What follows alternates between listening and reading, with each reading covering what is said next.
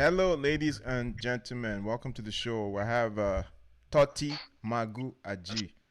Una, well done. We're Nigerians in the Diaspora, and we talk about stocks, investments, trending issues, politics, sports, everything. So, guys, I came up with the thought of, there are things that Nigerians tend not to do at home, but when you come here, you're either forced to do it or you have to do it. So I felt we should have a just a chat about things we don't do at home that we tend to do when we come overseas. And for me, maybe I can go first. The most obvious one is obviously tipping. The first time I came here, and they say make I tip. I can't really look. Why go they tip? Why go they tip person? And the culture is weird. Margot, I don't know how it is where you are, but here if you don't tip 15%, it's like it's, You didn't do well. you didn't do well. Best go look yourself. See, see now just 10% you give me or whatever. So any other examples? Yeah, that tipping thing, even for myself, it was a culture shock moving from the UK. There was no tipping in the UK. Oh, I didn't know that. Oh, Yeah, there was no tipping, except maybe you were a sophisticated guy from the America. tipping is an American Yeah, phenomenon. So then I got Seriously. there and we started tipping. And in the UK, when they give you your bill at the restaurant, that is your bill. But here in Canada, in the US, if you see a price tag on something, you get a bill, you got to add GST to it. What's That's like GST? 5%. General sales tax. The tax. Okay, Yeah, so and let's if you're in a province like British Columbia or Ontario, then you add HST to the GST. what's So HST? that's higher sales tax. Oh boy, now wow. So that's some Man, extra man. percentage. So after all of that, you now pay the tip. That's crazy. So you still pay Anyway. tips. So Wow. is the tip still expected after that? Oh, tip is standard. But that's Why like when would- you go and eat now or those kind Yeah, of stuff. It's not like when you Yeah, or of course. When taxes you go and for that kind of service, stuff. yeah. I mean, why wouldn't you put tip? That means they did very badly. You got to put tip. Yeah. If you didn't give the tip, that means something went wrong. So yeah, tip is sure. So then things you wouldn't do at home that you would do here, you got to obey traffic lights, Yeah, right? that's number one, man. Yeah. Otherwise, you sign. get a ticket or the police stops you and you get points on your driver's license. You don't want that. Yeah. I think I also here when you see police, you slow down. Yes.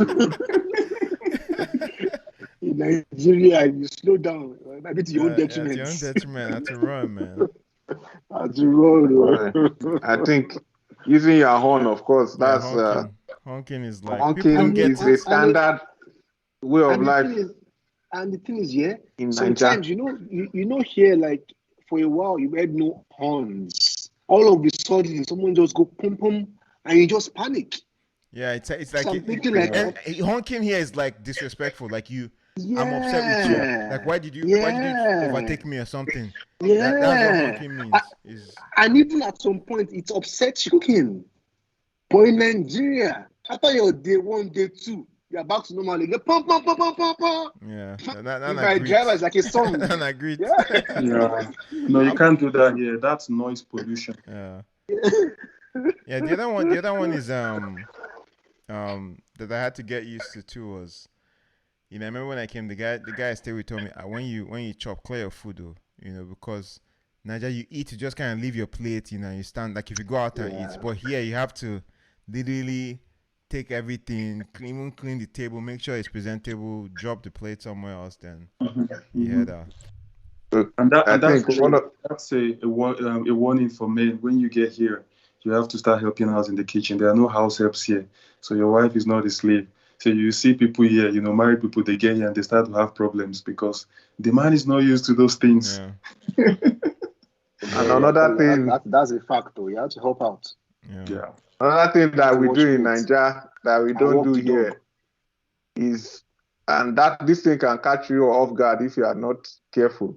And I think it caught one of my guys off guard is someone invite you for a birthday party, carry money, because if they take you out to restaurant, you may think like Nigeria, someone says, come for my party in this restaurant, I will pay for everybody here.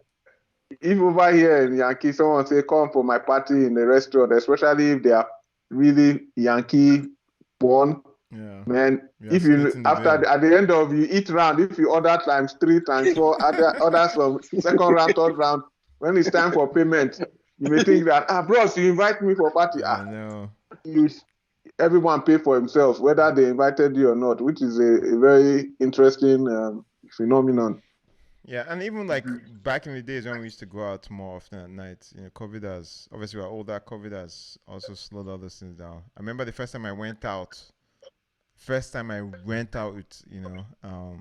it was 2 o'clock. They said, make they go. I thought they were joking. I thought they were joking. I said, are you serious?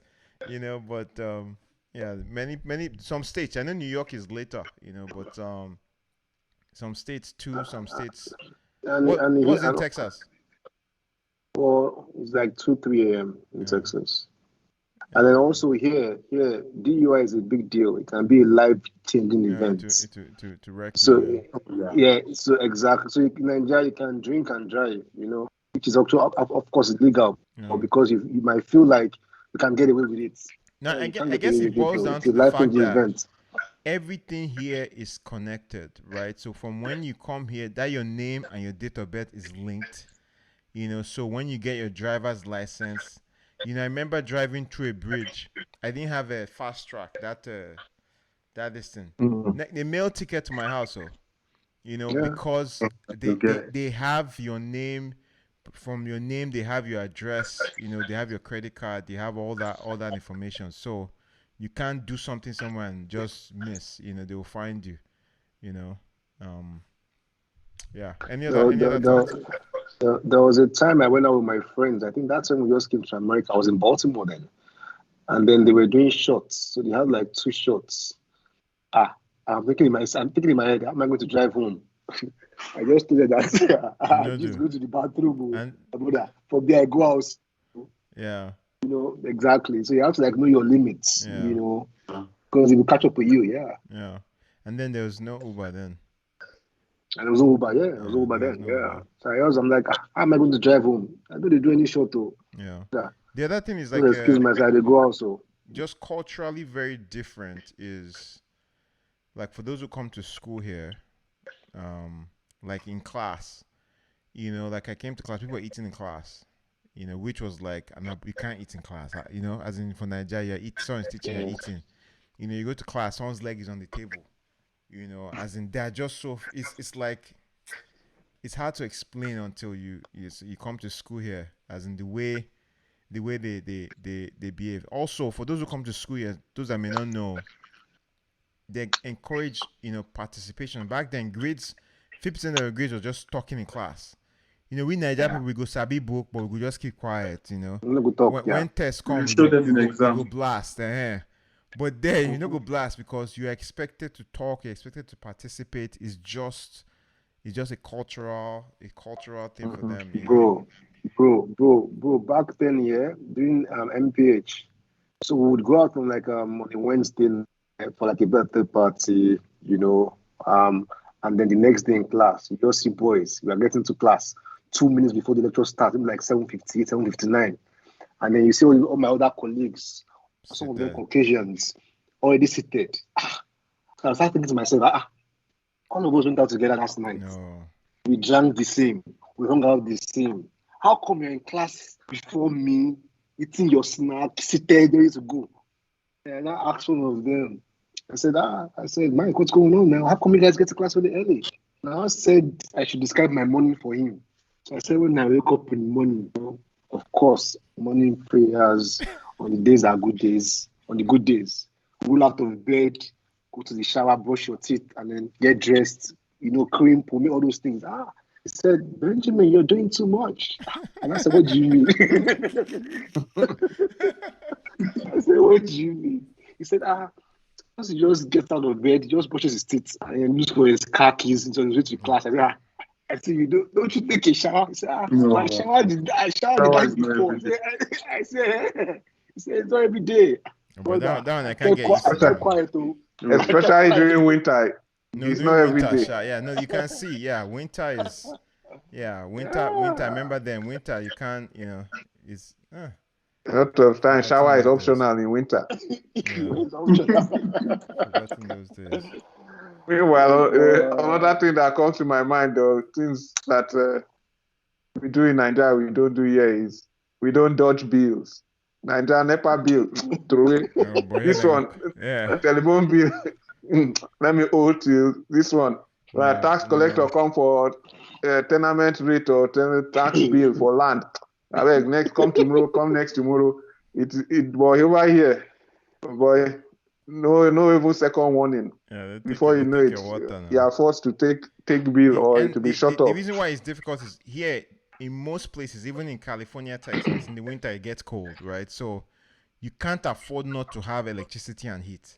Like you die, literally, you know. That is even like the short-term, effect. The long-term effect is the fact that you don't pay the bill, like Totti said, you dodge it, and then it goes to collection. From there, it's on your credit report. Yeah, your credit from bill. there, you want to buy. From there, you want to buy anything again. Exactly. Even when you can, because most lenders, it is like say $100, people still lend you money, but it's just going to be at a higher interest rate. Exactly. No, but you raise a good point, as in something that we don't do, and maybe they do it at home. I'm not sure. But when I first came here and I was trying to get a place, I had to pay rent. So first month rent, I had to pay last month rent. I don't know if they do it in your states. Then I had to pay security deposit. So essentially, if you're coming from Naija and you see the rent is 1K or 1.5 or whatever your rent is, just be prepared to at least pay double or even triple for that. At least double, yeah. And most importantly, be ready to forfeit that security deposit when you are leaving, because you'll find something back 99% of the time. Yeah. That's why Nigeria, they pay for 1 or 2 years in advance. You want to rent house, you pay for 2 years.